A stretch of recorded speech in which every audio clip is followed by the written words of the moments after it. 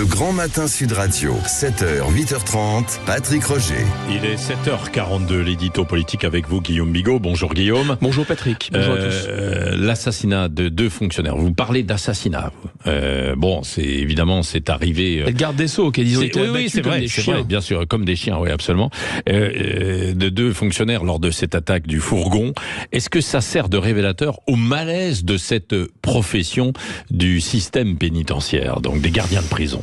Il faut espérer que l'exécution d'Arnaud Garcia, 34 ans, et de Fabrice Mouello, 52 ans, permettront au moins d'attirer l'attention du pays sur le désarroi de cette branche de la fonction publique qui est rattachée au ministère de la Justice. Parce que ça fait très longtemps, Patrick, trop longtemps, que les agents de la pénitentiaire se plaignent de conditions déplorables de travail, de sécurité notamment, ressentent et expriment un sentiment d'abandon face à une hiérarchie dont ils disent tous qu'elle s'enfonce chaque jour un peu plus dans l'angélisme et dans le déni, le fameux pas de vague. Mais qui les écoute? Et pourtant, ces fonctionnaires sont presque tous syndiqués. Leurs syndicats sont unanimes pour considérer que la violence à laquelle ils sont quotidiennement exposés a depuis longtemps dépassé toutes les cotes d'alerte.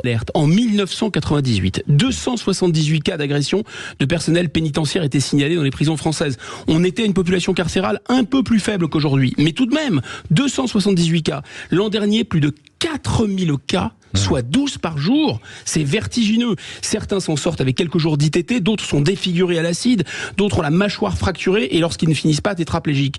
Le tout, un risque vital pour plus ou moins 2000 € net par mois. Ouais, c'est ça. Est-ce que la surpopulation carcérale n'est pas la cause principale de cette explosion de violence? Si, bien sûr, Patrick, et plus encore qu'on peut l'imaginer. Le taux d'occupation des prisons françaises aujourd'hui, c'est de 128%. Tous les gardiens de prison vous racontent la même histoire. La cellule est pleine, mais il faut incarcérer un nouveau détenu et rajouter donc un matelas à même le sol. Immédiatement, c'est la loi du plus fort, c'est la bagarre pour qui va dormir par terre. La surpopulation carcérale, ce sont évidemment des prisonniers aussi de plus en plus dangereux parce que sur les 92 000 personnes écrouées en France, on a plus de 20 000 personnes qui sont sous bracelet électronique et tant qui ne copent d'ailleurs d'aucune peine. Et donc ceux qui se retrouvent réellement sous les verrous, sont pas du tout de petits anges, ils sont même souvent très dangereux. La surpopulation, c'est la promiscuité, l'impossibilité de séparer les prisonniers qui se haïssent. La surpopulation, c'est une gestion par le laxisme souvent d'une administration qui ferme les yeux sur les portables, sur les trafics, sur les stupéfiants. La surpopulation, ce sont des remises de peine. La surpopulation, c'est l'autogestion des établissements pénitentiaires par des prisonniers. La loi des gangs, la loi des islamistes qui peut tomber comme une chape de plomb sur la prison. Cette surpopulation met en danger la sécurité des détenus, et peut-être pire encore, est en train de saper le sens même de leur métier. Et résultat, le malaise des gardiens de prison est vraiment profond alors. Très profond parce que c'est grave, je pense. Pour eux, c'est grave pour les prisonniers, c'est grave aussi pour nous tous, parce que dans de telles conditions, ce ne sont pas les rémunérations qui les motivent, vous pouvez l'imaginer. Ça peut être que le sens de la vocation, le sens du service public.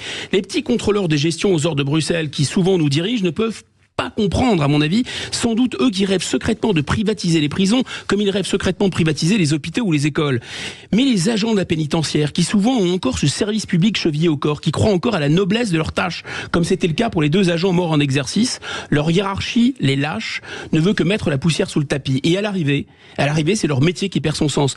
Et c'est pour cela que les concours de la pénitentiaire peinent à attirer des candidats. Et donc tout le système se détricote. De plus en plus de prisonniers, de moins en moins de gardiens titulaires, on fait appel à de plus en plus de contractuels qu'on peut plus facilement corrompre. Le système se délite.